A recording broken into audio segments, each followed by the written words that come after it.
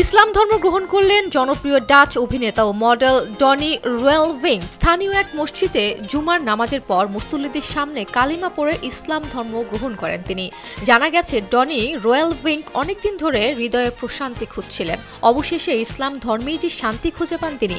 Donny রয়েলভিং এর ইসলামের প্রতি আগ্রহী হওয়ার বিষয়ে বিশ্বখ্যাত সংবাদ মাধ্যম দ্য টেলিগ্রাফ লিখেছে, 2022 সালে বন্ধুদের সঙ্গে একটি ফিটনেস ভিডিও শুট করার সময় তিনি আহত হন। সেই দুর্ঘটনায় তার পাঁজরের 5টি হাড় ভেঙে যায়। কয়েক সপ্তাহ হাসপাতালে চিকিৎসাধীন ছিলেন তিনি। একই বছর অভিনেতার ক্যান্সার ধরা পড়ে।